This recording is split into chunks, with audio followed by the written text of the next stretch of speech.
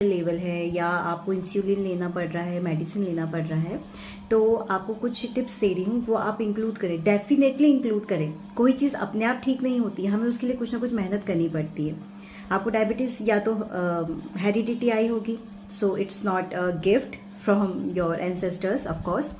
And second thing कि अगर हो गई है तो वो आपकी गलती से भी है, आप स्ट्रेस लेते हैं या प्रॉपर सोते नहीं हैं, सब चीज़ों का इम्पैक्ट हमारी हेल्थ पे पड़ता है। वो किसी भी वे में पड़ सकता है, या तो कोई डिसीज हो सकती है या फिर हमारी बॉडी डैमेज किसी भी वे में हो सकती है। So I am going to start some tips on that. First of all you have to include salad in your diet, दोनों टाइम, लंच में भी और आपके डिनर में भी आपको सैलेड इंक्लूड करना ही है। And second thing, you have to have fruits. आप सभी फ्रूट्स ले सकते हैं except mango, banana, chikoo and grapes. आपको आम, केला, चीकू, अंगूर ये नहीं खाना है, बाकी आप सारे फ्रूट्स यूज कीजिए। और हो सके तो ट्राई कीजिए कि आप नो ऑयल कुकिंग, यानी कभी कभी बॉइल्ड वेजिटेबल्स, सूप, इसे भी इंक्लूड करें, इंक्लूड करना ही है। आप डेली नहीं ले सकते हैं तो वीक में 3-4 टाइम्स आपको ये अपने डे में इंक्लूड करना ही है। फिर आपको स्ट्रेस कम करना है। स्ट्रेस लेवल से आपका सिर्फ बीपी ही नहीं, शुगर लेवल भी बहुत ज़्यादा बढ़ता है। And then other thing, you have to have good sleep. आपको नींद पूरी करनी है।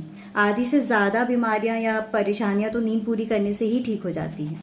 नेक्स्ट कम्स, आपको रेगुलर वॉक, या तो दोनों टाइम मॉर्निंग इवनिंग में आपको 35 minutes, not 30, I am saying, you have to have exact 35 minutes walk you have to include in your daily routine, चाहे मॉर्निंग में कीजिए या इवनिंग में कीजिए, बट आपको इंक्लूड करना ही है। क्योंकि आप हमेशा सब्जियां खा पाएं, हमेशा फ्रूट्स खा पाएं, ये पॉसिबल नहीं है, लेकिन वॉकिंग आपको ऐसा रूटीन बनाना है कि वो आप हमेशा कर सकें। सेकेंड थिंग, योग, प्राणायाम, मेडिटेशन, ये आपको इंक्लूड करना है। ऐसे बहुत से योगा पोस्चर्स होते हैं, ऐसी बहुत सी हैंड मुद्रास होती हैं, मेडिटेशन होता है, जिससे हमारे ब्लड की जो भी शुगर लेवल है या ब्लड प्रेशर, वो सब ऑटोमेटिक कंट्रोल हो जाता है। So that you have to include in your routine. After that, most important, आपको रूटीन चेकअप रखना है। चेकअप जरूर करवाते रहना है ताकि आपको आइडिया रहे कि आपका बैलेंस हो रहा है कि नहीं हो रहा है, आपको क्या नेक्स्ट स्टेप लेना है उसके लिए। नेक्स्ट कम्स कि आप जब चेकअप कराते हैं तो अगर आपको लेवल पता हो कि क्या होना चाहिए उसका रेंज, तो फास्टिंग में हमारी 100 mg पर DL होना चाहिए, एंड आफ्टर फास्टिंग हमारी 140 mg पर DL होना चाहिए। ओके।